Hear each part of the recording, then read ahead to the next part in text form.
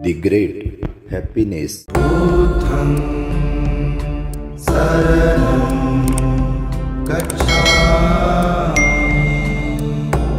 Ayasavamalang samuthitam tadutthaye tameva khadati येवंगति धोनचारिणं सानिकम्मानि नयन्ति दुर्गतिम्।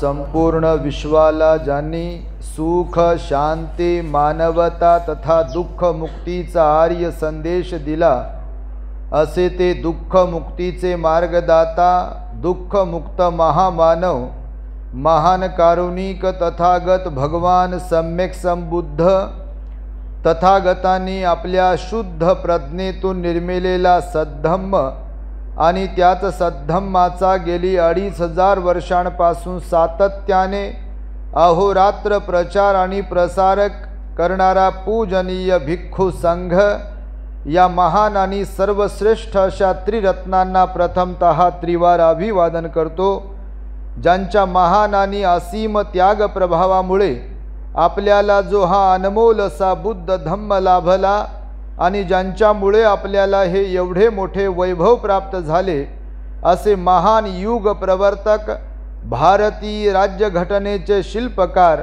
परमपूज्य Bodhisattva doctor Babasaheb Ambedkar या महामानवाच्या महान अशा धम्मक्रांतीमध्ये संपूर्ण जीवनाला समर्पित करून आज या वर्षावास पर्वातील महान मंगलमय दिनी आपल्या या क्रांतीभूमी असलेल्या नाशिकामध्ये फुले शाहू आंबेडकर शैक्षणिक व बहुउद्देशीय संस्था आयोजित नागसेन बुद्ध विहारामध्ये उपस्थित पूजनीय भिक्खू यू नागधम्मोजी महाथेरो यांनाही प्रथम मी वंदन करतो।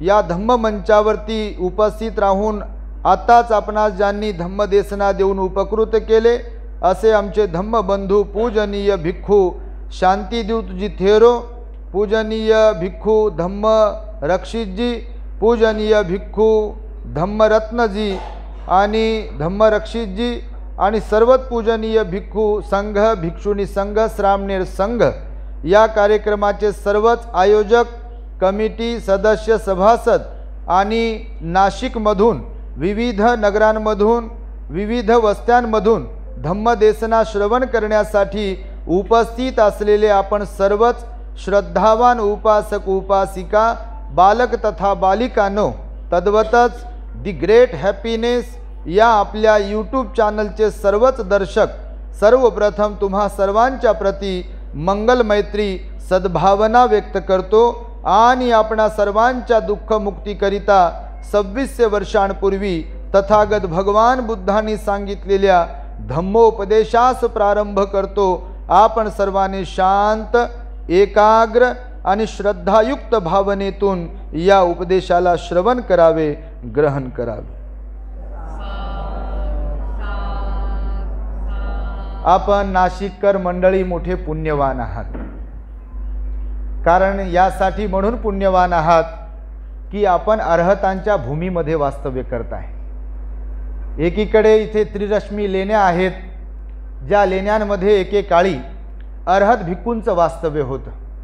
ह्या लेण्या या जगतातील या देशातील फार कमी शहरांना तालुक्यांना गावाला लाभलेल्या आहेत। हा संपूर्ण राजमार्ग होता त्या काळामध्ये आणि या राजमार्गावर निर्माण केलेल्या ह्या लेण्या आहेत की ज्या भिक्खूंच्या निवासस्थानासाठी वास्तव्यासाठी त्यांना ध्यान करण्यासाठी आणि त्यांनी तिथून धम्माचा प्रचार आणि प्रसार करावा या शुद्ध हेतूने निर्माण केलेल्या ह्या लेण्या आहेत। गुजरातेपासून तुम्ही जर पाहाल कच्छ, त्यानंतर मुंबईमध्ये संपूर्ण एरियामध्ये मुंबईमध्ये लेण्या आहेत। मुंबईतून बाहेर पडलो आपण की कल्याण ठाणे परिसरामध्ये लेण्या आहेत, तसंच पुढे आल्यानंतर इकडे नाशिकला लेण्या आहेत। मुंबईतून पुणे साईडला तुम्ही जर गेलात तर तिकडे कारले, भाज्या, बेडसे लेण्या आहेत. पुण्याकडून पुढे गेलात तर कराडला, साताराला लेण्या आहेत, गोव्यापर्यंत लेण्या आहेत. आणि या मार्गामध्ये तुम्ही जर पाहाल तर नाशिक संपलं की पुढे इकडे पुन्हा औरंगाबादला लेण्या आहेत. औरंगाबादच्या पलीकडे 100 किलोमीटर अजंठा आहे, तिकडेही लेण्या आहेत. आणि असा एकूणच हा जो प्रदेश आहे बुद्ध लेण्यांनी नटलेला आहे. आणि बुद्ध लेण्यांच्या या शहरामध्ये तुम्ही वास्तव्य करताय. आणि म्हणून तुम्हा सर्वांच्या प्रती मी मंगलमैत्री, विशेष मंगल कामना व्यक्त करतो. लेण्यांच्या परिसरात तर तुम्ही राहताय, पण त्याहीमुळे तुम्ही अधिक पुण्यवान ठरलात की या शहराला आणि या परिसराला एका बोधिसत्वाचा सहवास लाभलेला आहे. बोधिसत्वाची ही कर्मभूमी ठरलेली आहे नाशिक नगरी. याच शहरामध्ये बोधिसत्व डॉक्टर बाबासाहेब आंबेडकरांनी, ज्यांनी आपल्याला जीवाचं दान दिलं, ज्यांनी एकदम खितपत पडलेल्या, एकदम ज्याला काय म्हणू अस्पृश्य असलेल्या समाजामध्ये मेलेल्या समाजाला जिवंत करण्यासाठी, त्यांच्यामध्ये नवचैतन्य, नवीन ऊर्जा निर्माण करण्या हेतू बाबासाहेब आंबेडकरांनी याच नाशिक नगरीमध्ये काळाराम मंदिराचा सत्याग्रह केला. हालाकी बाबासाहेबांवरती दगडफेक झाली, सत्याग्रहींवरती दगडफेक झाली आणि बाबासाहेबांनी जशास तसं उत्तर मात्र काही दिलेलं नाही आहे. मारामारीची भाषा आणि मारामारीचं कृत्य किंवा तशा प्रकारचा प्रतिकार बाबासाहेबांनी एकूणच कुठेही केलेला नाही आहे. जर आपण बाबासाहेबांचं रायटिंग आणि स्पीचेस पाहिलं, ऐकलं, वाचलं किंवा अजून काही ग्रंथसंपदा बाबासाहेबांची आपण जर वाचली तर आपल्या लक्षात येईल बिलकुल रक्तरंजित क्रांतीच्या बाबासाहेब खिलाफ होते. का तर ते बोधिसत्व होते. आणि म्हणून जरी दगडफेक झाली काळाराम मंदिराचा सत्याग्रह करताना, तरी सुद्धा संयमाने कायदेशीररित्या बाबासाहेब ते लढा लढले आणि तो लढा बाबासाहेब जिंकले. पण बाबासाहेबांनी निक्षून आपल्या लोकांना हेही सांगितलं आहे की मी हा जो लढा लढतोय किंवा काळाराम मंदिराचा सत्याग्रह करतोय, मला काही इथे येऊन देवदर्शन करायचं नाही आहे किंवा माझ्या लोकांना देवदर्शनाच्या नादी लावायचं नाही आहे, तर मला समतेचा लढा माझा पुढे घेऊन जायचा आहे. आम्हीही माणसं आहोत, आम्हाला माणसांचा अधिकार प्राप्त झाला पाहिजे, यासाठी मी लढतो आहे. त्या 14 तळ्याचंही पाणी आम्हाला प्यायचं नव्हतं. जिथे कुत्र्यांचा, डुकरांचा, म्हशींचा मुक्त संचार होता, त्या तळ्यातलं पाणी काही मला प्यायचं नव्हतं आणि माझ्या माणसांनाही पाजायचं नव्हतं. परंतु आम्ही माणसांसारखी माणसं असताना देखील तुम्ही आमच्या सावलीचा विंटाळ करताय. सार्वजनिक तलावामध्ये डुकरांना, म्हशींना, गुरांना मुक्त संचार करू देताय आणि आम्हाला त्यापासून वंचित ठेवताय. माझा लढा त्यासाठी आहे आणि मी समता प्रस्थापित करण्याचा प्रयत्न करणार आहे आणि त्यासाठी मी म्हणून लढतो आहे. तिथे तुम्ही जर महाडला जर कधी गेलात ना, तर हा संघर्ष केवळ पाण्यासाठी नसून असं आशयाचं एक वाक्य लिहिलं आहे बाबासाहेबांचं. आणि म्हणून इथल्या प्रत्येक आपल्या माणसांमध्ये बाबासाहेबांनी नवचैतन्य निर्माण केलं. म्हणून नाशिकची नगरी आणि नाशिकचे लोक त्या अर्थाने पुण्यवान आहात की बाबासाहेबांनी इथे काळाराम मंदिर सत्याग्रह केला. नाशिकपासून जवळच असलेल्या आपल्या येवला मुक्तिभूमीमध्ये धर्मांतराच्या पूर्वी 1935ला बाबासाहेबांनी 13 ऑक्टोबरला धर्मांतराची घोषणा केली. ज्या धर्मामध्ये राहूनही आम्हाला छळ होतोय, माणसांसारखी माणसं असून आम्हाला दुर्लक्षित केल्या जाते आहे किंवा आमच्यावरती अन्याय अत्याचार केला जातो आहे, तर अशा धर्मामध्ये आम्ही राहू का, असा प्रश्न तेव्हाच्या प्रस्थापित व्यवस्थेच्या समोर बाबासाहेबांनी उभा केला आणि त्या लोकांना सांगितलं मी धर्मांतर करणार आहे. इथे सिंह गर्जना केली बाबासाहेब, गरजले बाबासाहेब या येवल्यामध्ये आपल्या 13 ऑक्टोबर 1935ला. तब्बल 20-21 वर्षांमध्ये बाबासाहेबांनी भारतातील सर्वच प्रमुख धर्मग्रंथांचा अभ्यास केला. हिंदूंचे जेवढे काही धर्मग्रंथ आहेत, महाभारत असेल, गीता असेल किंवा अजून कोणते ग्रंथ असतील, उपनिषदे वगैरे, बाबासाहेबांनी ते वाचले. कुराण वाचलं, बायबलही वाचलं आणि बौद्ध साहित्याचाही अभ्यास केला. तसं तर बौद्ध धम्माचा पगडा, बौद्ध धम्माचा प्रभाव 10वी पासूनच बाबासाहेबांवरती होता हे आपणास ठाऊक आहे.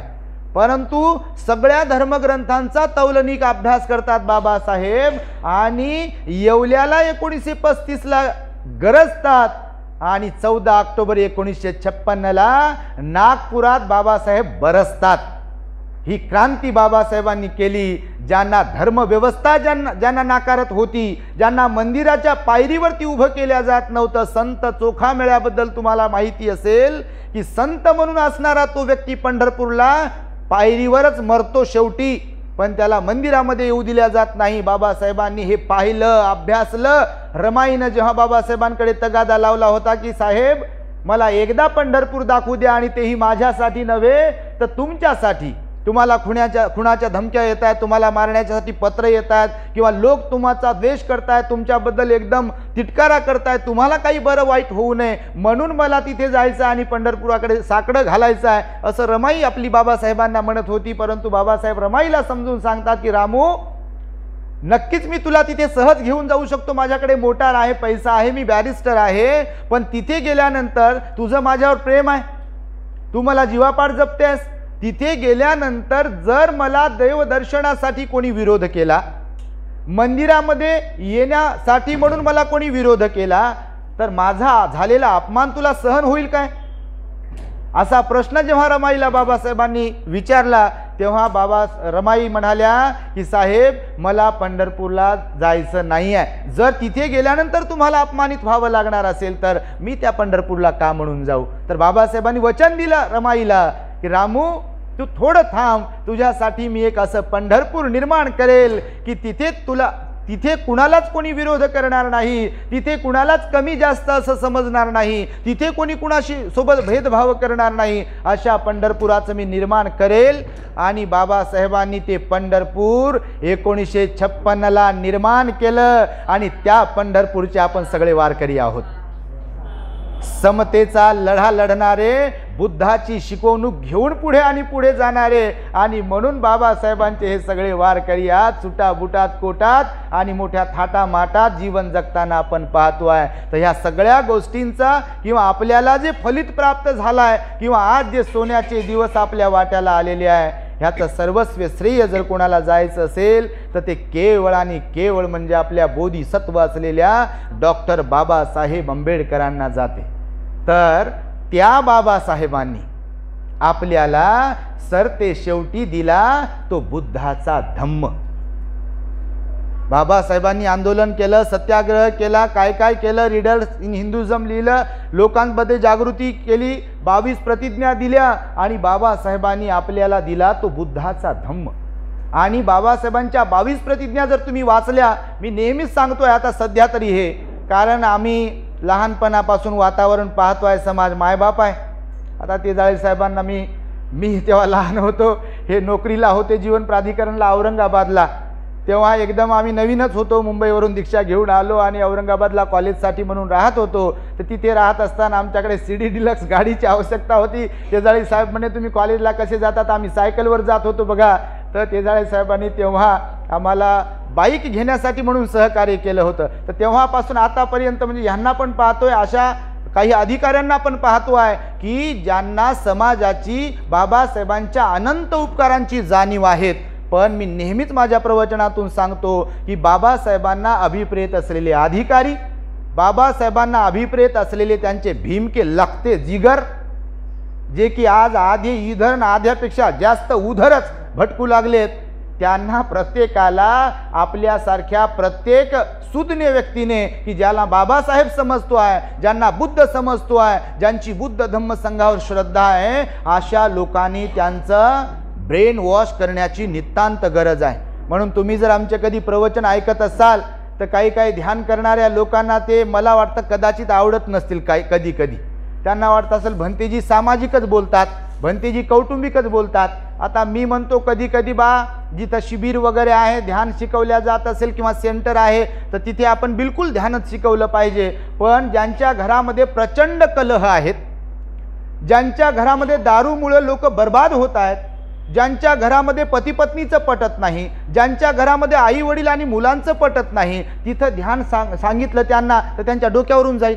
आणि हे अनुभव घेतले आम्ही, म्हणून सध्या मी लोकांना जाहीरपणे सांगतो, साहेबांनी निमंत्रण दिलं आम्हाला, तेजाळे साहेबांनी निमंत्रण दिलं, साहेबांनी सांगितलं भंतेजी तुम्हाला यायचं आहे, तेजाळे साहेबांनी पण सांगितलं, आता यांना काही टाळू शकलो नाही आपण आणि आलो. आमचे बघा 3-4 दिवस झाले, तुम्ही स्टेटसला पाहत असाल तर कंटिन्युअसली दौरे आहेत. परवाला आम्ही होतो बघा नागपूरला, त्यानंतर होतो यवतमाळला, काल होतो पुण्याला, आज आहे नाशकात आणि उद्या आहे उस्मानाबादला. हालाकी वर्षावास सुरू आहे, पण लोकांना अशी गोडी लागली. मी सांगतोच यासाठी की लोकांना गोडी लावण्याचं आपण काम करतो आहे. आता लगेचच काय अर्हत कोणाला बनवू शकत नाही आपण सध्याच, कारण तसं वातावरणच नाही आहे तसं अर्हत बनण्याचं. पण जर गोडी लावली लोकांना बुद्ध धम्माची संघाची तर श्रद्धा निर्माण होईल आणि श्रद्धेच्या योगे नक्कीच लोक ध्यानावर येतील आणि लोकांना वाटेल की आपण कुठेतरी चुकतोय. आणि तुम्हाला सांगतो मी, रोजच्या रोज फोन कॉल्स आहेत, रोजच्या रोज लोकांच्या कमेंट्स आहेत की भंतेजी खरंच आमचे डोळे अंध झाले होते आणि आत्ता आमच्या लक्षात येत आहे कुठेतरी की आपण फारच चुकत आलोय आणि आपण आपल्याच आविर्भावात होतो आम्ही की मीन माझन वगैरे वगैरे. पण आता समजू लागलं की आपले सगळेच गणित चुकल्यामुळे सगळ्या गाड्या पंक्चरच झाल्या, आपल्या सगळे चाकं पंक्चर झाले जीवनाचे. पोरं पंक्चर झाले, बायकोय पंक्चर झाली म्हणते, मी पंक्चर झालो पोरी पंक्चर झाल्या म्हणते आणि पुढचे पंक्चरच होण्याच्या मागे आहेत म्हणते. पण आता नायट्रोजनची हवा आम्हाला भरून भेटू लागली आणि आता इथून पुढे काय जास्त पंक्चर होणार नाही, अशा लोकांच्या प्रतिक्रिया आहेत तुम्हाला मी खरंच सांगतोय. आणि म्हणून मी हे यासाठी बोलतोय की बाबासाहेबांनी केलेली जी क्रांती आहे ती आपण समजून घेतली पाहिजे आपल्या लोकांनी आजच्या घडीला. ज्यांना वाटते की आपण बस फक्त प्रतिकार देणाऱ्यांपैकीच असलो पाहिजे, हुज्जत घालणाऱ्यांपैकीच असलो पाहिजे, शिव्या देणाऱ्यांपैकीच असलो पाहिजे आणि संघर्ष कोणता तर मारामारीचा आणि शिव्या देण्याचा, तर बिलकुल असे लोक चुकत आहेत आपले. ज्यांना असं वाटते की कोणी असो मग तो कोणत्याही संघटनेचे, मी नेहमी रोजच सांगत आहे आता की तुम्ही 22 प्रतिज्ञा जर बाबासाहेबांच्या वाचल्या तर बाबासाहेब 22व्या प्रतिज्ञेत मध्ये म्हणतात की मी इतप्पर बुद्ध धम्माच्या शिकवणुकीप्रमाणे वागेन. याचा काय अर्थ लावला आपल्या समाजाने 67 वर्षांमध्ये? कोण म्हणते की 22 प्रतिज्ञा फक्त देवा धर्माला विरोध करण्यासाठीच दिल्या म्हणून? कोण म्हणते असं की देवा धर्माला विरोध करणे म्हणजेच बौद्ध धम्माचं आचरण करणे आहे? अहो, सुरुवातीच्या प्रारंभीच्या प्रतिज्ञा नक्कीच बाबासाहेबांनी देवा धर्माला विरोध करण्यासाठी दिल्या आहेत, पण त्यानंतरच्या ज्या प्रतिज्ञा आहेत, मी भगवंताने सांगितलेल्या अष्टांग मार्गाचा अवलंब करेल म्हणाले. आपण कधी समजून घेणार आहोत त्या अष्टांग मार्गाला? मी भगवंताने सांगितलेल्या 10 पारमिता पाळीन म्हणाले बाबासाहेब. आपण कधी समजून घेणार आहोत त्या 10 पारमिता कोणत्या आहेत? बाबासाहेब म्हणाले मी दारू पिणार नाही, मी खोटं बोलणार नाही, मी व्याभिचार करणार नाही, मी वेगवेगळ्या पंचशिलाला इकडे ॲडिशनल टाकलं बाबासाहेबांनी मराठीमध्ये, आणि माझा आज नवा जन्म होतोय असे मी मानतो म्हणाले बाबासाहेब. आपल्या लोकांना यावर चिंतन मनन करण्याची गरज आहे असं मला सांगायचं आहे. आणि म्हणून प्रत्येक आता विहारांमध्ये आम्ही जातो, कार्यक्रमांना जातो, वाईट नका वाटू देऊ. आता नाशिकमध्ये हे कोणतं नगर आहे भंतीजी? आता टागोर नगरात एवढेच लोक आहे का? तुम्हीच सांगा विचारा स्वतःला, कुठं गेले लोक? 13 एप्रिलच्या रात्री तर बापा रात्रभर जागणे की रात, जशी काय जगणे की रात. त्याच्या बाबतीत तर बापा लय आदर्श घेणं सुरू आहे तुमचा. जगणे की रात म्हणजे जयंती बाबासाहेबांची खाणं पिणं टम फुगायचं आपण. जयंती बाबासाहेबांची मेकअप आपला, जयंती बाबासाहेबांची सूट बूट कोट चांगले नवीन नवीन कपडे आपले, जयंती बाबासाहेबांची आयुष्य आराम आपला, नाव त्यांचं. सांगा मला अशीच गोष्ट आहे का नाही? अहो कधी कधी फार वाईट वाटते साळेसाहेब, तुम्हाला सांगतो. आम्ही पाहतो आहे की बिलकुल एवढी अशी वाईट अवस्था आहे, विहारात कोणीच येत नाही. विहार बांधले ते बी कोणत्या आमदारानं दिले, काही कोणत्या खासदारानं दिलंय, नगरसेवकानं दिलंय, कोणत्या तरी राजकारणानं दिलंय, त्याच्यातूनही बांधलेत. बरं ठीक आहे बापा, बांधले तर बांधले. उद्घाटन लय मोठ्या थाटामाटात केलंय, साहेबाचा सत्कारण काय काय, त्याच्या गळ्यात काय कशात काय टाकले, ते आलाय निवडणुकीसाठी, मी तुमचाच आहे म्हणते, जय भीम म्हणते. एकदा पंचरंगी पट्टा त्याच्या गळ्यात कोण काढले? हे पंचरंगी पट्टे गळ्यात घालण्यासाठी मी त्याला शोधू लागलो. अहो पंचरंगी पट्टे धम्मध्वजाचे पट्टे आहेत. ते धम्मध्वजाचा एक कायदा आहे माहिती आहे का तुम्हाला? धम्मध्वज फडकवण्यासाठीच आहे तो. मी पाहतो काही काही ठिकाणी तर बापा ते कपड्यावर आले हो पंचरंगी पट्टे. म्हणजे काय करतोय याचा बिलकुल ताळाला मेळ नाही. बस हम करे सो कायदा, आम्ही करतो तेच बरोबर आहे, प्रत्येकाला असं वाटत आहे. आणि म्हणून आपण कुठेतरी चुकतोय हे काम करणाऱ्या लोकांनी स्वतःला विचारलं पाहिजे. मग ते भिक्षू असो का उपासक ग्रहस्थ असो, आपलं गणित कुठेतरी चुकताय. आजूबाजूला पाहतोय आपण, नेहमी म्हणतो सांगतो की सगळं खोटं आहे, हे ते हो खोटंच आहे, पण बोलबाला कोणाचा आहे? बोलबाला कुणाचा आहे? चौकात चौकात असलेले धर्मस्थळ गजबजलेले असतात. आणि इकडे तुम्ही सांगता ओरडू ओरडू की बुद्धासारखं कोणीच नाही, धम्मासारखं कोणीच नाही, संघासारखं कोणीच नाही आणि बाबासाहेबांसारखं कोणीच नाही, इकडे कोणीच नाही. सांगा ध्यानाला म्हटलं की नाही म्हणते माझी कंबर दुखते म्हणते. आता काही लोक येतात आमच्याकडे प्रॉब्लेम्स घेऊन. कोणते आता बाबा प्रॉब्लेम ते विचारूच नका, कोणते कोणते प्रॉब्लेम. तर खडा मारला तिथं प्रॉब्लेम आहे, माणसात problem, Bait problem, पोरात problem, पोरीत problem, सुने मध्ये, सासू मध्ये, जावयामध्ये, विचारूच नका कोणाकोणात प्रॉब्लेम. तर येतात म्हणते जी काहीतरी सांगा आम्हाला आणि याच्यातून आम्हाला जरा बाहेर पडता आलं पाहिजे. तर आम्ही सांगतो बाबा तुम्ही एक काम करा, जरा एखादं शिबिर करून या, नंतर आपण बोलू. नाही ना भंतेजी कंबरच दुखते हो माझी, बसताच येत नाही. मी म्हटलं तिथं सांगतो आचार्यांना तुम्हाला खुर्ची बिरची द्यायला. नाही भंतेजी मला कसा डायबिटीज आहे झालाय आता आणि गोळ्या बिळ्या घ्यावं लागतं आणि संध्याकाळचं खावं लागतं. मी म्हटलं सांगतो आचार्याला बा संध्याकाळी यांना काहीतरी खायला द्या. हो ते ती काय भंतेजी पण ते घरी ना ते पोरगं छोटंसंच आहे म्हणते, पोराचं सांभाळायलाच कोणी नाही. असं म्हणता म्हणतात बटन दबते आणि जाते मरून. आणि काय तर आलंय म्हण जन्माला मायबापानं शिक्षण दिले, शिकले, मोठं झाले, नोकरीला लागले, लग्न केले, बायकोला कपडे, त्याला कपडे, लेकराला कपडे, पोरग कोणत्या कॉलेजला, पोरगी कोणत्या कॉलेजला, त्यांचे लग्न थाटामाटात लॉनवर कुठन कुठन लावलेत. 2-4-6 महिने सांगितलंय माझ्या सुनेसारखी सून नाही, माझ्या पोरासारखा पोरगा नाही, तुम्ही विचारूच नका. आणि मग 6 महिन्याने विचारले बाई बरं चाललंय का तुमचं, आणि मग खळा खळा खळा खळा अश्रू. गणित फसलं म्हणते आमचं, काय सांगा आहे की नाही अवस्था. म्हणजे कोणा एकट्याला बोलत नाही आपण, पण मला खरंच सांगा तुम्ही घराघरात आहे की नाही परिस्थिती. कोणी कोणी असो, किती मोठा माणूस असो, का तो अभ्यासक असो, का विद्वान असो, का कोणी असो, का अशिक्षित असो, का श्रीमंत असो, का गरीब असो, घराघरात ही परिस्थिती आहे का नाही, आहे की नाही. तर लोकांना आचरणाची बाजू सांगितली की नाक मुरडतात लोक. आता इथे जर एखाद्या म्हणजे गायकाला बोलतो असं नाही, पण जर गाण्याचा कार्यक्रम ठेवला असता, तुमच्या नाशिकातलेच मोठमोठे कार्यक्रम होतात गाण्याचे आम्हाला माहिती आहे, तर बापा लय लांबून लांबून, थंडी कळेना, गरमी कळेना, पाऊस कळेना, लेकरू लहान घेऊन सोबत कुठं गाण्याचा कार्यक्रम ऐकायला जाता का नाही. तर गाणे वाईटच असतात असं म्हणत नाही मी तुम्हाला, पण जाता का नाही. आणि शिबिराला तेजाळे साहेबांना विचारलं मी आल्या आल्या की सकाळचं सेशन झालं का, ते म्हणाले हो झालं. म्हटलं किती लोक होतं, ते म्हणे भंतेजी 15 लोक होते. आता 15च लोक आहेत का कमिटीमध्ये, 1 2 3 4 5 6 7 8 9 10 11 कमिटीत 11 लोक आहेत.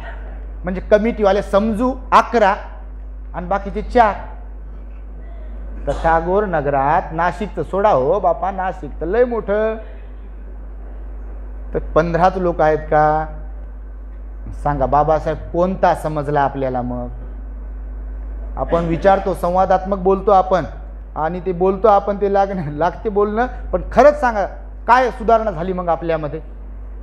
कोणी असो, भिक्षू असो की उपासक असो, काय करतोय मग आपण. लोकांमध्ये परिवर्तन घडवून आणता आलं पाहिजे आणि आणलं पाहिजे. ही क्रांतीभूमी आहे. औरंगाबाद असेल, नागपूर असेल, नाशिक असेल, मुंबई असेल, ह्या क्रांतीभूमी आहेत ना. बोधिसत्वाचं वास्तव्य इथं होतं, कर्मभूमी होती, बोधिसत्वाने तयार केली हो, नाही का. बाबासाहेब कितीतरी वेळा आले नाही आपल्या नाशिकमध्ये, आले की नाही, कितीतरी वेळा आले असतील. औरंगाबादला जाताना कितीतरी वेळा थांबले असतील, दादासाहेब गायकवाडांकडे थांबले असतील ना. आणि म्हणून मी तुम्हाला सांगतो आहे, आपल्या प्रत्येकाला काम करण्याची गरज आहे. मी नेहमी जिथे कुठे अधिकारी वर्ग असतात तर त्या ठिकाणी नेहमी सांगत असतो की आपण वेळ, पैसा आणि बुद्धिमत्ता समाजाला दिली पाहिजे. बाबासाहेबांचं एक त्याच्यावरती कोट आहे. मागे आम्ही छापलं होतं, तेजाळे साहेब होते तेव्हा एक पत्रक छापलं होतं असं की बुद्धिजीवी वर्गाकडून बाबासाहेबांची अपेक्षा. बाबासाहेब म्हणाले बुद्धिजीवी वर्गाने समाजातल्या, तसं तर म्हणाले ज्या समाजात वकील असतील, ज्या समाजात डॉक्टर असतील, ज्या समाजात प्राध्यापक असतील, त्यांचा कोणी हात धरू शकणार नाही, त्यांना कोणी अपयशी करू शकणार नाही.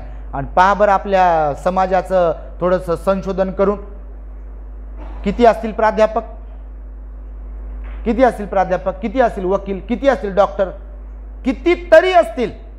पण मी म्हणतो एक ना धड भारा भरचिंदे आहे. मी नेहमी सांगतो, बाल्या बाल्या बाल्याची माय, 10 बाय 10च्या खोलीत, आणि समाज मायबापही समाज मायबाप गेले चुलीत, अशी परिस्थिती आहे. मग मी काहीच देणं घेणं लागत नाही, बस मी माझ्या पोरांचंच देणं घेणं लागतो, मी माझ्या बायकोचंच देणं घेणं लागतो, बस एवढंच लोक जीवन जगत आहेत. काही काही बिलकुल काहीच देणं घेणं नाही. पण काही काही लोक असे आहेत की ते जाणीव ठेवणारे आहेत आणि काम करणारे आहेत. आणि म्हणून आपल्या प्रत्येकावर जबाबदारी आहे असं मी म्हणतोय आपणास. प्रत्येकावर धम्मरथाची 4 चाकाची संकल्पना सांगितली बाबासाहेबांनी. भिक्षू, भिक्षुनी, उपासक आणि उपासिका हा धम्मरथ आहे ना. जेवढी उपासकांची म्हणजे काय म्हणू त्याला आपण जबाबदारी आहे, त्यापेक्षा अधिक भिक्षूंची जबाबदारी आहे. काम केलं पाहिजे, रात्रंदिवस काम केलं पाहिजे. हो काय गरज आहे तुम्हाला सांगतो. परवाला मी यवतमाळला गेलो, काल परवाला तिथे गर्भमंगल विधी होता, तिथे प्रवचन दिलं आणि मग ते काही महिला वगैरे लोक भरपूर आले कुठून कुठून तिथे.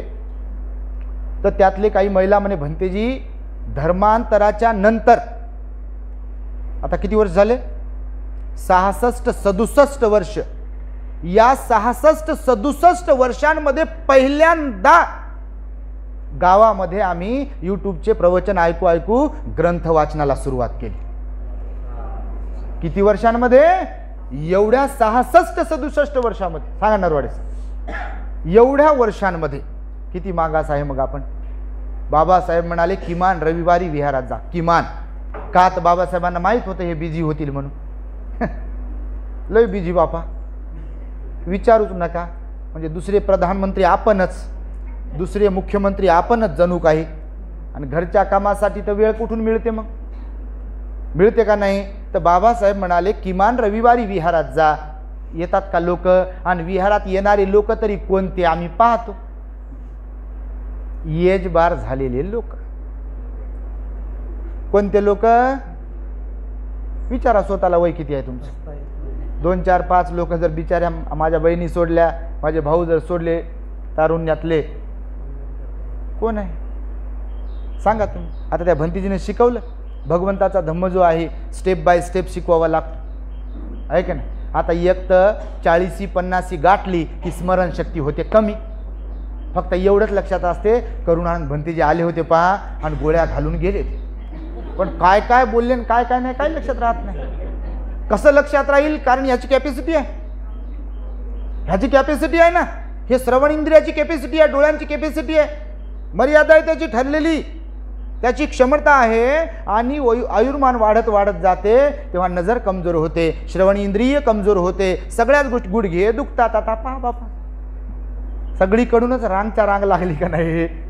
गुडघे कामातून गेले तुमचे सगळ्यांचे, नाही म्हणता बापा वरती तरी बसता मग. सांगा तुम्ही, असं करत जाऊ नका. गुडघे गेले असतील कामातून तर ठीक आहे बा, खुर्चीवर बसता. कामातून गेले नसतील तर बसत जाऊ नका. भगवंताच्या काळात प्रसेनजित राजा होता, माहिती आहे तुम्हाला. वाईट नका वाटू देऊ, सांगतो तुम्हाला, विषय फ्लोमध्ये आहे म्हणून. प्रसेनजित राजा असा जाडजूड होता. प्रसेनजित राजाचा खूप उल्लेख केला श्रावस्तीमध्ये. जाडजूड होता तो, असा एकदम त्याला वाकता यायचं नाही. हा ढेरी फुगलेली त्याची, हात पाय असे मोठमोठे त्याचे. सारे लोक यायचे भगवंताला पंचांग प्रणाम करायचे, प्रदक्षिणा घालायचे आणि आपल्या आपल्या जागी जाऊन खाली बसायचे. कोणी मांडी घालून कोणी गुडघ्यावरती बसायचं. आता ही सन्मान आणि रिस्पेक्ट आहे ना. तुम्हाला पाठीमागे पाय करून जे बसवल्या जाते, म्हणजे तुम्हाला शिक्षा देण्यासाठी वगैरे काही केल्या जात नाही, तर तो रिस्पेक्ट आहे बुद्ध धम्म संघाचा. पंचांग प्रणाम म्हणजे 5 अंग मी जमिनीवरती टेकवतो आहे, त्याद्वारे मी माझी विनम्रता लीनता व्यक्त करतो आहे. आणि तशा प्रकारे मी बुद्धाला धम्माला संघाला वंदन करतोय. बाबासाहेबांचा पुतळा तुम्ही कुशीनगरला जाऊन जर कधी पाहिला ना, गुडघा फ्रॅक्चरच झाला होता तेव्हाही, पण गुडघ्यावरती बसून चंद्रमणी महास्तवीरांना धम्मदीक्षेच्या कार्यक्रमाचं निमंत्रण देतात. तुम्ही बुद्ध गेला तर कधी येऊन बघा कुशीनगरला. तर प्रसेनजित राजाने भगवंताकडे नाराजी व्यक्त केली, भगवान मला माफ करा, इतर लोकांसारखं मला गुडघ्यावर बसता येत नाही. भगवान मला माफ करा, मी पंचांग प्रणाम तुम्हाला करू शकत नाही आणि मी जास्तही झुकूही शकत नाही कमरेतून, मी एवढंच फक्त असं करू शकतो. आता पहा काही ना असं झुकताच येत नाही. आता सवय असेल तर झुकते माणूस. आता हे गुडघ्यावर आपलं मांडी घालून बसले, आता ज्यांना मांडी घालून बसायची सवय आहे ते बसतात. म्हातारे लोक पण बसतात. आमच्याकडे भंतीजी आहे बघा, 91 वर्षाचे भंतीजी आहे आमच्याकडे. सुगतबोधी भंतीजी आपली साधी सर, 91 वर्षाचे. रोज संध्याकाळी 2 तास विहारामध्ये कार्यक्रम असतो आमच्या, सकाळी 2 तास कार्यक्रम असतो. पूर्ण वेळ गुडघे असं बसून राहतात ते एकदम मांडी घालून. तर सवयीवर अवलंबून आहे. भगवान बुद्ध म्हणाले आणि सवय ही शारीरिक सवय पण आणि मानसिक सवयी पण लावायला सांगितल्या भगवंताने. राजाला उपदेश केला, महाराज तुमचा सेवक कोण आहे की जो तुम्हाला जेवण वाढतो, त्याला माझ्याकडे बोलवा, तुम्ही जा. राजा गेला, सेवकाला बोलवलं, सेवकाला सांगितलं की बघ राजावर प्रेम आहे ना तुझं? होय भगवान. मग आता तू एक काम कर, राजा निरोगी झाला पाहिजे, सुदृढ राहिला पाहिजे असं तुला वाटते? हो भगवान. तर मग आता जेव्हा जेव्हा राजाला जेवण देशील तर जर राजा 5 भाकरी खात असेल, चपात्या खात असेल तर त्याला 2च देत राहा. एवढं वरण पीत असेल, खात असेल भाज्या तर एवढं एवढं देत राहा. ते भगवंताकडेच पाहत राहिले. भगवान माझा राजा शिरच्छेद करेल ना असं केलं तर? मीच त्यांचं अन्न खातो आणि मीच त्यांना कमी कमी वाढू तर माझं काय खरं आहे? माझं शिरच्छेदच करेल राजा, माझं शिरच कापील ना, धडा वेगळं करेल. भगवान म्हणाले अरे तसं नको करू, तू म्हणू नको की आता बस करा म्हणून. भगवंताने सांगितलं ना त्याला, राजाला सांगत राहा की बस करा म्हणून खाता खाता. तर ते म्हणे भगवान मी नाही करू म्हणू शकत असं. मी म्हटलं की काही खरंच नाही. तर भगवान म्हणाले की तू नको म्हणू की मी म्हणत आहे, तू असं म्हण राजाच्या 2 पोळ्या खाऊन झाल्या की असं म्हण महाराज भगवान म्हणाले भोजनामध्ये मात्रा जाणली पाहिजे, शरीर थूल होत आहे आणि त्याच्यामुळं तुम्ही रोगिष्ट होत आहात. तुमच्यामध्ये मद वाढलेला आहे, मेद वाढलेला आहे, चरबी वाढली आणि त्याचा दुष्परिणाम तुम्हाला भोगावा लागू लागला. आणि भगवंतावर श्रद्धा तर आहे तुमची खरी, पण भगवंताला पंचांग प्रणाम करता येत नाही आहे तुम्हाला. अच्छा असं आहे का म्हणे. त्यानं सुरुवात केली, 3 महिने झाले. आता डाएट केलं ना, भगवंतानं सांगितलं डाएट आणि केलं, राजाने पाळलं, उपवास पालन करत होता आणि हे पण पाळत होता जे भगवंतानं सांगितलं. 3 महिन्यात त्याची चरबी वितळली. आपली वितळू शकते जर पाळलं तर. म्हणजे त्याचीच वितळली ना आपली तशीच राहील असा काही विषय नाही. आपली वितळू शकते, पण वितळवल्यावर वितळू शकते. नाही तर माझी वितळू दे, माझी वितळू दे, तर कशी वितळेल? ऑटोमॅटिक भगवान म्हणाले काही होत नाही. या जगात आपोआप काहीही होत नाही, काहीच ना. आपोआप सुख वाट्याला येते ना आपोआप दुःख वाट्याला येते, बिलकुल नाही. कुछ म्हणजे काय म्हणतात त्याला, कुछ पाने के लिए कुछ खोना पड़ता है. तर खोना पडेगा ना. तर भगवंतानं त्यागाला महत्व, खोना म्हणजे काय तर त्याग करणे, हा सगळा त्याग आहे. संयम ठेवणे म्हणजे त्यागाचं दुसरं नाव संयम आहे. तुम्ही ज्याला कायावाच्या मनाचा संयम म्हणता का नाही, बुद्धाने संयम शिकवला कायावाच्या मनावर, तर त्यालाच त्याग म्हणतात. बोलण्याचा त्याग, त्याग करायचा. बोल आर्य मौन तर आर्य मौन.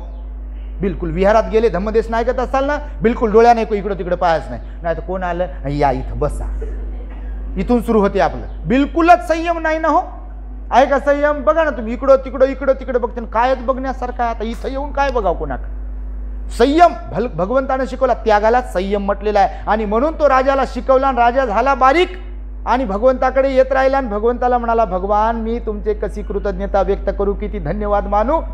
तुम्ही तर माझं मनचक्षु उघडलं, मला अंधारातून प्रकाशात तर आणलं, माझं अज्ञान तर दूर केलं, पण शारीरिक दृष्ट्या सुद्धा मला तुम्ही सुखकर जीवन दिलंय आणि त्यामुळे तुम्ही खऱ्या अर्थाने माझे कल्याण मित्र आहात. मी सदैव तुमचा ऋणी राहील. आणि त्याने कृतज्ञता व्यक्त केली प्रसंजित राजा. आलं लक्षामध्ये? तर म्हणून तुम्ही मायबाप आहात. ज्यांना कुणाला गुडघ्यांचे प्रॉब्लेम्स असतील तर त्यांनी आपलं आरोग्य व्यवस्थित करा. गोळ्या खाऊनच आरोग्य व्यवस्थित होते या भ्रमातून बाहेर पडा. एक्सरसाइज आहेत, आहारामध्ये विहारामध्ये बदल करणं भगवंतानं शिकवलं ना. कोण म्हणते तुम्ही की आपलं आरोग्य चांगलं होऊ शकत नाही? म्हातारपणातही आरोग्य चांगलं होऊ शकते. आणि म्हणून मी तुम्हाला सांगतो आहे की बुद्धिजीवी वर्गाची इथे जबाबदारी आहे, भिक्षूंची इथे जबाबदारी आहे की त्यांनी धम्मासाठी समाजासाठी काम केलं पाहिजे. अव्याहतपणे आपण काम केलं पाहिजे. तुम्हाला सांगतो मी तर भिक्षूंना पण बोलतो आणि उपासकांना पण बोलतो. ज्यांचं पोट भरलंय त्यांनी आता घराच्या बाहेर पडलं पाहिजे. उपासकांनी तुम्ही कधी पाहत असाल मंदिरावर, नाव ठेवत नाही, आपल्या चॅनलवरून इतर जातीचे लोक प्रवचन ऐकतात, सर्व समाजाचे लोक ही प्रवचन ऐकतात, तेही बदल करून घेतात, तेही दान देतात. तुमच्या माहितीसाठी सांगतो, तेही वंदन करतात, भोजनाला पण बोलवतात. रोज अशा घटना घडतात, फोन करतात, कृतज्ञता व्यक्त करतात. विशेष म्हणजे माणसंच पाहतात प्रवचन ऐकतात असं नाही, तर स्त्रिया सुद्धा ऐकतात. बौद्धेतर असा काही विषय नाही. मी यासाठी म्हणून तुम्हाला हे उदाहरण सांगतो. भगवान बुद्ध म्हणाले दुश्मनाकडून सुद्धा त्याच्यात जर एखादा सद्गुण असेल तो घेता आला पाहिजे. केवळ त्याला नावत ठेवत बसलं नाही पाहिजे. हे लोक चांगले नाही, ते लोक चांगले नाही, हे लोक बरोबर नाही, ते लोक बरोबर नाही. मी म्हणतो त्यांच्या बरोबर नसण्यातही चांगुलपण शोधा. तर मी सांगतो तुम्हाला चांगुलपण काय आहे त्यांच्यात. तुम्ही मंदिरं चौकात चौकात पाहत असाल, आहेत मस्जिद आहेत बघा, मस्जिद आहेत तुमच्या नाशिकामध्ये असतील ना मस्जिद, मंदिरे पण असतील ना भरपूर. तिथं कुणाला पत्रिका दिल्या जाते काय? तुफान गर्दी असते. एकादशी असो, द्वादशी असो, तृतीय असो, चतुर्थी असो, पंचमी असो, षष्टमी असो, सप्तमी असो का अष्टमी असो, नवमी असो का दशमी असो, कोणाला बोलवल्या जाते का? त्या त्यांचं नारळ घेऊन येतात, त्यांची अगरबत्ती उदबत्ती घेऊन येतात, त्यांचा दिवा घेऊन येतात रोजच्या रोज. आणि महिलाच नाही, महिला तर जातातच रोजच्या रोज, पुरुषही जातात. आणि पुरुष महिलाच नाही तर तरुण मुली आणि मुलंही जातात मंदिरांकडे. मस्जिदमध्ये जर तुम्ही कधी पाहिलं तर तिथे सर्व वयोगटातले लोक जातात. एकदा खासदाराला, एका आमदाराला, मुस्लिम असलेल्या मौलवीला मी एकदा विचारलं, आपले मित्र आहेत सगळ्या जाती धर्मातले जे की धर्माचं काम करतात, तर मी त्यांना विचारलं की तुम्हारे मस्जिद में जब नमाज अदा करने जाते हो तब अगर कोई नहीं त्यांना म्हणालो मी की अगर कोई मस्जिद नमाज अदा करने जाता है तो क्या तुम्हारा नगर सेवक कॉर्पोरेटर जो है या सरपंच हो या कोई एमएलए हो, एमपी हो, वो कभी आते हैं मस्जिद में? बंटी जी जरूर आते हैं. वो जब अपने मतदार संघ में होते हैं तो जरूर आते हैं. सरपंच तो गांव में ही रहता है और गांव में जिस गांव में मस्जिद है उस गांव में तो सरपंच जाएगा ही जाएगा. तो सरपंच कैसे बनेगा माहिती तुम्हाला? तर त्यांना मी म्हणालो की कोणी आमदार खासदार पण मग तुम्ही जे बसता नमाजला बसण्याची एक पद्धती आहे. पाहिलं तुम्ही गुडघ्यावर बसतात, ते सगळेच्या सगळे गुडघ्यावर बसतात मस्जिदमध्ये. तुम्ही चित्रपटात मालिकांमध्ये कधी पाहिलं असेल तर, किंवा असं दर्गा वगैरे असतं खुलेआम, कधी ईदच्या वेळेला तुम्ही पाहिलं असेल तर खुलेआममध्ये ते गुडघ्यावरती बसतात, असे हात करतात. विशिष्ट प्रकारची एक पद्धत आहे. भगवंताने सुद्धा बौद्ध धम्मामध्ये वंदना करण्यासाठीची, पंचशील ग्रहण करण्यासाठीची, याचना म्हणण्यासाठीची बसण्याची एक विशिष्ट पद्धती शिकवलेली आहे, सांगितलेली आहे. त्याच्यात अंधश्रद्धा बुवाबाजी नाही आहे. हे पण आपल्या लोकांनी समजून घेतलं पाहिजे. नाही तर काही लोक काही सांगा त्यांना, ते म्हणते याच्यात काहीच नाही म्हणते, हा अंधश्रद्धा आहे म्हणते, त्याच्यात बुवाबाजी आहे म्हणते, याच्यात अंधश्रद्धा. त्या मुसलमानाच्या मौलवीला मी विचारलं कि ये जो लोग जब मस्जिद में आते हैं तो इनके लिए कुछ अलग विशिष्ट कुछ बैठक होती है क्या? तो मैंने भंते जी वैसा बिल्कुल नहीं रहता है, सबके साथ ही उनको बैठना है. बिल्कुल उनको कोई फूलों का हार नहीं दे सकता है, वहां पर कोई ले नहीं सकता है, किसी को अलग महत्व नहीं दे सकते हम, क्योंकि अल्लाह के दरबार में और अल्लाह के लिए सब एक समान है. मी त्यांना म्हणालो भाई ये जिस समता की बात कर रहे हो ये समता हालांकि भगवान बुद्ध ने सिखाई है. कुठे गेली ती समता आपल्यातली? दिसते जयंतीला तुम्हाला? दिसते का? विहारांमध्ये दिसते का तुम्हाला? अशी किती विहार पाहिले साळेसाहेब मी, की एक गट गेला तर दुसरा जात नाही तिथं, ते बी ध्यानाला.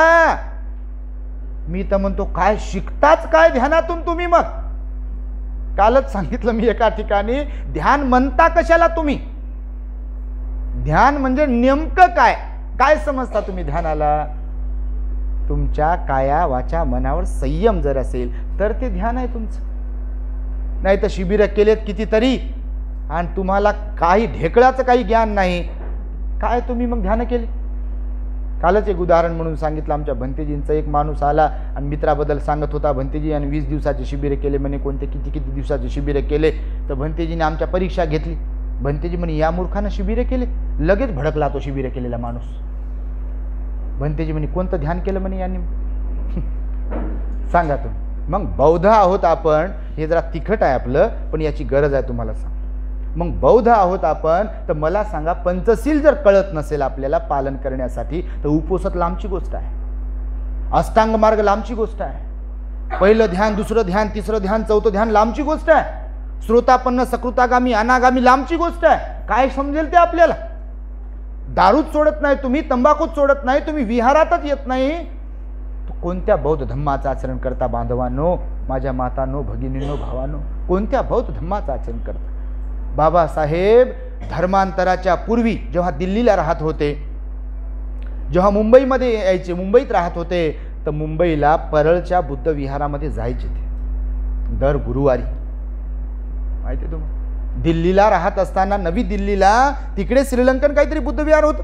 त्या बुद्ध विहारात मॉर्निंग वॉकला गेल्यावर जाऊन बाबासाहेब बसायचे 5-10 मिनिटे. आपल्याला आहे का वेळ? भेटतो वेळ? भेटत नाही. आणि मग आपण काय करतोय हा प्रश्न आहे. तर म्हणून तुम्हाला सांगतो, प्रत्येक ठिकाणी हे मी सांगतो आहे कारण जागृती अत्यंत आवश्यक आहे. बांधवानो, या लोकांना नाव ठेवणं सोपं आहे, यांना शिव्या घालणं सोपं आहे. नेहमी मी फेसबुकवर पाहतो आहे, कशावर पाहतो, आपले पोरं माणसं काही बिलकुल याला शिव्या दे, त्याला शिव्या दे, याचं वाईट म्हण, त्याचं वाईट म्हण, याचं काहीतरी वरती काढ, त्याचं काहीतरी वरती काढ. मी म्हणतो आपली एनर्जी कशाला वाया घालवता. काल परवालाच मी एक पोस्ट तयार केली बघा, तुम्ही स्टेटसला वगैरे पाहिली असेल, मी पाठवली लोकांना. दुसऱ्याला दोष देण्यामध्ये आपली ऊर्जा वाया घालविण्यापेक्षा स्वतःला तपासून अर्थपूर्ण जीवन जगणे कधीही श्रेष्ठ आहे. हे बुद्धाचं वचन आहे. माहिती आहे? स्वतःला तपासलं पाहिजे. हे बोट तर कोणाकडे करू शकतो आपण असं? हे 4 बोट आपल्याकडे असतात. ह्याचा पण कधी लक्ष दिलं पाहिजे. जगत चुकते काय? आणि चुकू द्या ना या लोकांना चुकायचं, भटकू द्या ना भटकवायचं, त्यांना भटकायचं. तर अरे बाबासाहेबांनी धम्मदीक्षा घेतली, यांना जर कळत नसेल तर तुम्ही काय, तुमच्यामुळं काय कळणार आहे? एक पोस्ट पाहिली काल की तुम्ही बुद्ध धम्माची दीक्षा घ्या. अरे त्यांना घ्यायची तर घेतील, नाही तर नाही. तुम्ही कुठं हिनवता त्यांना? आणि आपल्या लोकांनी तर शिकलं पाहिजे. ते लोक जर तिकडे गर्दी करतात सकाळी संध्याकाळी, तर त्यांना नाव ठेवणं एवढंच काम नाही, तर तसंच तुम्ही इकडं आले पाहिजे, तर तुमच्यात परिवर्तन होईल. नाही तर बस कोणाला विचारलं, अरे हे टाळच कुठंच राहतात आणि हे असं जो आरतीच करतात, करू दे ना आरती, त्यांची श्रद्धा आहे. बाबासाहेबांनी संविधानात्मक प्रास्ताविकेत लिहिलं मी श्रद्धेचं स्वातंत्र्य देतो म्हणून. बळजबरी केली काय? केली का बळजबरी संविधानामध्ये? तुम्ही सुज्ञ आहात, हुशार आहात, विद्वान आहात, वाचली असेल तुम्ही प्रास्ताविका संविधानाची. ज्याला त्याला स्वातंत्र्य दिलंय आणि कोणाच्या स्वातंत्र्यावर गदा आणण्याची आपल्याला म्हणजे काम सांगितलेलं नाही आहे. मी या मताचा आहे, तुम्हाला सांगतो, त्याची गरज आहे बिलकुल. आणि म्हणून आपल्या प्रत्येक व्यक्तीने समाजासाठी वेळ दिला पाहिजे, धम्मप्रचारासाठी वेळ दिला पाहिजे. हा माझ्या सांगण्याचा हेतू आहे. मी सुरुवातीला जी गाथा म्हणालो ना धम्मपदातली, त्याचा मी तुम्हाला थोडक्यात अर्थ सांगतो बघा. त्याच्यापूर्वी तुम्हाला एक दृष्टांत सांगतो की आपली काही माणसं कशी सगळं काही मिळून देखील आपल्याच तोऱ्यात वागतात, त्याचा एक दृष्टांत आहे. नंतर त्या गाथेचा अर्थ सांगतो आणि माझ्या शब्दांना मी पूर्णविराम देणार आहे. तर बघा, एकदा एक उंदीर होता. नेहमी दृष्टांत सांगत असतो आपण, दृष्टांतातून जरा लक्षात राहते, सहज समजते. काही लोक असे आहेत की खरंच त्यांना बुद्ध धम्म त्यांच्याबद्दल श्रद्धा याच्याशी काही संबंध नाही आहे. दान पुण्यावर विश्वास नाही, शील पालनावरती विश्वास नाही, ध्यानावरती विश्वास नाही, मंगल मैत्रीवर विश्वास नाही, विहारात जाण्यावरती विश्वास नाही, पाप पुण्यावरती विश्वास नाही, समाजाचं मी देणं लागतो ह्याच्यावरती त्यांचा विश्वास नाही. बिलकुल एकारच. मी आता मगाशी जे सांगितलं की मी, माझी बायको, लेकरन, बस माझा परिवार, मला बाकी काही देणं घेणं नाही. तुमच्या नाशिकातही असे लोक असतील. आणि नाशिकाचीच काय गोष्ट करता, आता प्रवचन नाशिकात देते म्हणून मी नाशिकचं बोलतो. अख्ख्या देशात असे लोक आहेत बघा, उंदरासारखे, असं मला म्हणायचं. म्हणजे चांगले असेल त्यांना म्हणत नाही आहे मी. तर एक उंदीर होता आणि राजाच्या दरबारात तो गेला उंदीर. आता उंदीर कुठं जाईल ते काय सांगता येते? उंदीर कुठे जाते? तर राजाच्या दरबारात एक उंदीर होता. त्याच्या रूममध्ये कुठंतरी झाला असेल उंदीर. आणि राजाच्या तिजोरीमध्ये, अशी तिजोरी, त्याची तिजोरीमध्ये होते हिरे ठेवलेले होते. आता उंदीर गेला रात्रीच्या प्रहरी, त्याला वाटलं बा खाण्याची काहीतरी चीज आहे. उंदराला काय समजते? माणसाला समजत नाही तर उंदराला काय समजेल? तर उंदरानं हिरा गिळला, तर सिक्युरिटी होतीच तिथं. तर उंदीराने हिरा गिळला, सिक्युरिटीला दिसला, आणि ते उंदीर काय सापडते का तेव्हा उंदीर गेला. मग उंदीर पकडणाऱ्याला बोलवलं. तर उंदीर पकडणारे असतात, त्या उंदीर पकडणाऱ्याला बोलवलं. तो तरबेज होता, निपुण होता उंदीर पकडण्यामध्ये, त्याला त्यातली स्किल होती माहीत. तर तो आला आणि त्याला सांगितलं गेलं की बा रात्री असं असं घडलंय आणि उंदीराने हिरा गिळला. तर त्यानं विचारलं उंदीरं कुठे राहतात? म्हणजे बा कबाड वगैरे असेल घरामध्ये, असं काही जागा असते ना उंदीर कुठे राहतात म्हणजे. तर उंदीर काय राजाच्या राजमहाला थोडी राहतील तिथे की जिथे राजा झोपतो. तर त्यांना सांगितलं उंदीरवाल्याला की बा त्या गोदामामध्ये उंदीरं राहतात. ते म्हणे चला मला घेऊन. ते घेऊन गेले सैनिक त्याला. हे दार उघडलं की याला उंदीरं दिसले बा. उंदीरं दिसले, भरपूर उंदीरं होते. आता ते धान्याचं कोठार बिठार असतील तिथं सारे उंदीर एकाच ठिकाणी होती, एकटंच एका बाजूला होती. या उंदीर पकडणाऱ्यानं बिलकुल पाहिलं फक्त काही क्षण, ते वेगळं जे होतं की नाही उंदीर, हे बरोबर गेलं त्यालाच जाऊन पकडलं. आणि त्या सैनिकाला म्हणे आता पोट फाडा म्हणे याचं, यानंच उंदीर गिळलाय. आता सारा दरबार थक्क झाला. ते म्हणे तुम्ही असं कसं काय, तुला मला समजलं एवढे उंदीर होते तिथं आणि महाराज त्यातून एकाच उंदीराला पकडलं म्हणे आणि लगेचच सांगितलं की यानंच उंदरानं हिरा गिळलाय. राजा पण म्हणे ना असं कसं काय शक्य आहे, तुम्हाला कसंच एवढ्या लवकर समजलं की तोच उंदीर असावा की ज्याने हिरा गिळलाय. महाराज म्हणे गणित सोपं आहे त्याचं. तुम्ही राजा आहात म्हणे, माझ्यापेक्षा विद्वान आहात, हुशार आहे. मी पण एक मनुष्य आहे, सर्वसामान्यच आहे. तुमचा जसा बोलबाला आहे म्हणे तुमच्या क्षेत्रात राजा असल्यामुळं, तर मी पण लहानपणापासून चार चौघात माणसात जात असतो म्हणे, तर मला लोकांची चर्या ओळखायला येते म्हणे. चर्या समजतं, स्वभाव. तुम्ही बसलेले आहे बघा इथे एवढे जण, आता प्रवचन ऐकत आहात तर तुम्ही एकदम चेहरा प्रसन्नच आहे, पण मी सकाळपासून पाहतो तर काही प्रसन्न तर काही असे कोमेजून गेलेले होते. तर मी नेहमी सांगतो गाठोडं डोक्यावर ठेवलेले प्रत्येकानं, रागाचं, द्वेषाचं, अहंकाराचं घरून आलेत, कोणाकोणासोबत काय काय झगडून वगैरे बोलून भांडण करून. आणि ठीक आहे बा आता बोलवले तर जळसाहेबांना चला जाऊ आपण, आज होते ना कधी कधी बोलवले तर चला, तर मग इथं आले तरी मग तिथं असे तर काय भंतीजी काय बोलते काय माहीत बा, भंतीजी काय बोलते काय माहीत बा.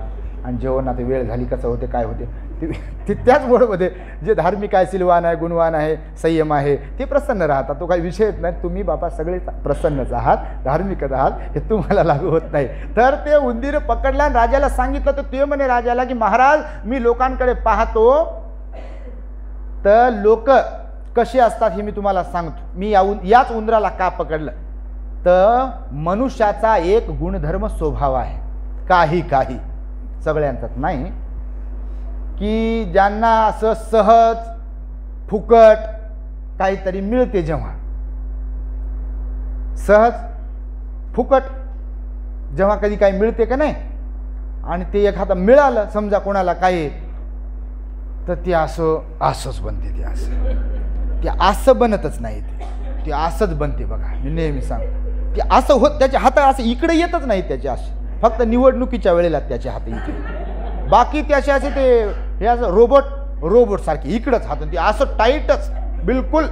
कुठं विहार जरी आलं तर ते असं पाहत, ते वंदन बिंदनचा त्याचा काही विषय नसते, ते लई लांब वंदन करणं. आणि मी साहेबन बा बिलकुल काय मी मला वंदन करायला सांगता, ते असं म्हणते. तुम्ही नाही बापा, पण असे काही काही. तर मग त्यानं सांगितलं की महाराज काही लोक असे असतात की त्यांच्याकडे धन दौलत श्रीमंती जेव्हा येते तर जरी ते गरिबीतून वरती आलेले असतात तर ते असे पाहतात वरतून खाली, यांचं काय कराय हो, यांच्यासोबत बसू मी आणि त्यांच्यासोबत बोलू मी आणि त्यांच्याकडे मी स्वतःहून जाऊ आणि मी जय भीम करू स्वतःहून त्यांना, आणि मी जाऊन तिथं मांडी घालून बसू आणि मी गुडघ्यावर बसू आणि मी ऐकू त्या भंतीजीचं, माझ्यापेक्षा विद्वान आहे का भंतीजी. ते विचारूच नका बापा, कोण कसा विचार करेल. तर महाराज लोक श्रीमंत झाले, धनवान झाले की समाजापासून, माणसांपासून, मित्रांपासून, जवळच्यांपासून काही काही असे लांब लांब घर लावून घेते, त्याला कुलूप लावते, फोन केल्यावर म्हणते मी बाहेर आहे म्हणते, येऊ शकत नाही म्हणते मी आज, मला दुसरा कार्यक्रम आहे म्हणते, किंवा पाहुण्याकडे आलो म्हणते मी. असे म्हणतात का नाही लोक. तुम्ही अनुभवत असाल. एवढेच अधिकारी आहेत का इथं, पुन्हा तिथं आहे का एवढेच अधिकारी, एवढ्याच बाबासाहेबांच्या लेखी आहे का. आता तुम्ही मोठ्या संख्येने आहात इथं, पण एवढेच लोक आहे का आपले. तर काही लोक असे आहेत खरोखरच की त्या उंदरासारखे. महाराज याच उंदराने हिरा गिळला आणि म्हणूनच तो आपल्या समाजापासून दूर गेला आणि त्याला वाटलं बा मी हिरा गिळला, मी काहीतरी वेगळं गिळले, माझ्या पोटात आहे आणि यांच्यासोबत कसा जाऊन मी असा मी तसा. तर असेच माणसं पण असतात म्हणे महाराज. या उंदिराचं काय चुकलं म्हणे, उंदीर आहे असाच आहे. गणित खरं आहे का खोटं आहे तुम्ही सांगा. खरंच आहे गणित बापा असं. आणि त्यामुळे तुम्हाला सांगतो आता याच्यावरच गाथा आहे. मी जी मगाशी म्हणालो प्रारंभी, भगवान बुद्ध म्हणाले धम्मपदामध्ये की ज्या प्रकारे लोखंडाला लागलेला आणि त्याच्यातूनच निर्माण झालेला गंज म्हणजे मळ त्यालाच संपवतो, खाऊन टाकतो, मनुष्य प्राण्यांचं असंच आहे.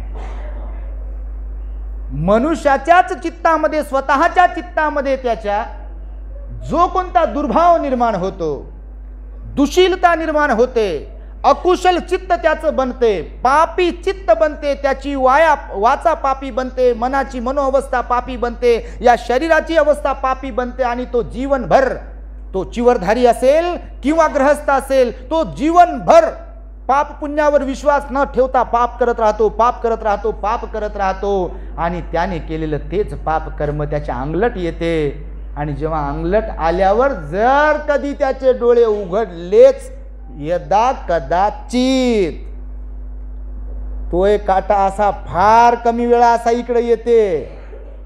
जर पुण्य असेल थोडं फार तर म्हणते मग अहो खरंच गणित चुकलं हो. जसं हे ऐकू ऐकू लोक काही म्हणू लागले खरंच गणित चुकलं. मी आता जे तुम्हाला म्हणालो ना, फार कमी लोकांना असं वाटते, नाही तर काही लोकांना त्यांचं काय खरं आहे हो असं म्हणणारे लोक आहे.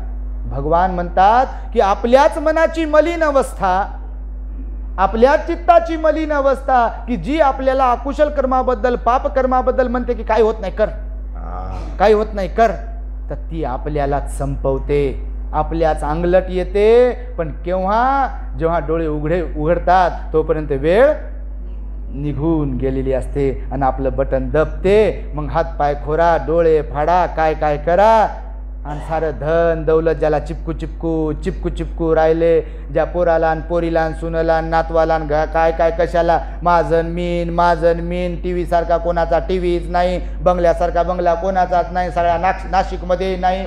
बाबा चांगली गोष्ट आहे, नाही तर नसेल तर चांगलीच गोष्ट आहे, पण त्याच्याच भ्रमात नका जगू. जीवन त्याच्यापेक्षाही वेगळं आहे. तुमच्या बंगल्यापेक्षा भारी बंगला कोणी बांधू शकते? कोण म्हणते बांधू शकत नाही?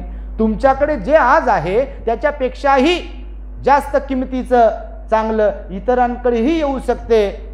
भगवान म्हणाले याच्यातून बाहेर पडा, हे जीवन नाही आहे. ह्या तर भौतिक गरजा आहेत हो, तेवढ्या पुरत्या.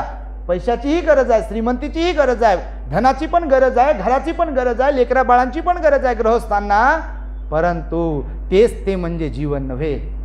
भगवंताने म्हणून तर सांगितलं की मनुष्याकडे सत्सद विवेक बुद्धी असते आणि त्याने ती वापरली पाहिजे. आणि म्हणून ध्यानी लोकांची संख्या कमी आहे, सिलवान लोकांची संख्या कमी आहे, दानी लोकांची संख्या कमी आहे, भिक्षू लोकांची संख्या कमी आहे, धम्माचं काम करणाऱ्या लोकांची संख्या कमी आहे, इतरांचं हित करणाऱ्या लोकांची संख्या कमी आहे. बाकी तर येतात जातात, सूर्य मावळतो उगवतो, मावळतो उगवतो, त्यांच्यासारखेच लोकही आहेत. आपण कोणत्या गटात, कोणत्या वर्गात मोडतो हे ज्याने त्याला स्वतःला विचारायचंय. नाही तर मी लोकांना विचारत गेलो, मी कसा वाटतो तुम्हाला? लोक म्हणते तुमच्यासारखं तर कोणीच नाही बाबा. म्हणतात का नाही? मेल्यावर विचारा मग कोणाला, कोणी गेल्यावर कसे होते, बरं झालं म्हणते ते गेलं ते, म्हणतात का नाही लोक. आणि म्हणून माघारी आपल्याला म्हटलं पाहिजे, कौतुक केलं पाहिजे कोणी की चांगले होते वगैरे वगैरे. आणि म्हणून मला आज इथे आपल्या संस्थेने बोलवलं. खरं तर नरेंद्र तेजाळे साहेबांनी आणि नंदकुमार साळवे साहेबांनी कॉन्टॅक्ट केला आमच्याशी, बाकीचे काही ओळखीचे नव्हते. इथे आमचे विष्णू कांबळे साहेब पण आलेले आहेत, आमच्या जाधव आई आलेल्या आहेत, आणि मला वाटतं बऱ्याच ठिकाणावरून हे पॉम्पलेट पोस्टर पाहून तुम्ही लांबून पण आलात, उशिरा का होईना पण तुम्ही आलात. मी आलो तेव्हा मला वाटलं बापा कुठं बोलवलं आपल्याला, घरचा घरगुती कार्यक्रम आहे का काय, मला खरंच वाटलं तुम्हाला सांगतो. पण आता तुम्ही एवढ्यांना पाहून मला फार बरं वाटत आहे. नक्कीच तुम्हाला हा धम्माचा संदेश, बाबासाहेबांचा संदेश मिळाला आहे, तुम्ही मनावर घ्याल आणि मन लावून बुद्ध धम्माचं आचरण कराल, श्रद्धावान बनाल आणि स्वतःला दुःखमुक्त करण्याचा प्रयत्न कराल, अशी मी तुम्हा सर्वांकडून अपेक्षा व्यक्त करतो आणि माझ्या शब्दांना इथे पूर्णविराम देतो आहे. भवतो सर्वमंगलं रक्षन्तु सब देवता सब बुद्धानुभावेन सदा सोथि भवन्तु ते भवतु सब मंगलं रक्षन्तु सब देवता सब धम्मानुभावेन सदा सोथि भवन्तु ते भवतु सब मंगलं रक्षन्तु सब देवता सब संघानुभावेन सदा सोथि भवन्तु ते।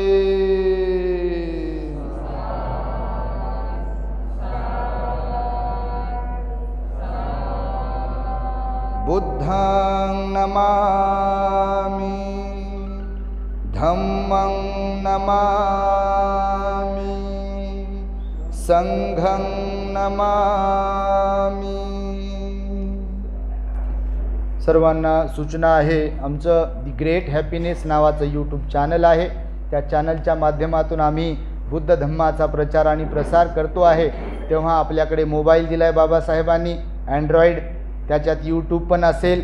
तर इकडचं तिकडचं काही पाहण्याच्या पेक्षा जर तुम्ही घरामध्ये सर्वांच्यासाठी टी व्हीवर मोबाईलवर प्रवचनं लावलीत तर नक्कीच त्याचा लाभ होईल। आणि त्यासाठी आमच्या चॅनलला तुम्ही सबस्क्राईब कराल, लाईक आणि कमेंट्स कराल, आणि जी प्रवचनं असतात सार्वजनिकच प्रवचनं असतात ती सर्वांना शेअर करावीत अशी माझी आपणास सूचना आहे। The great happiness. बुद्धं शरणं गच्छामि।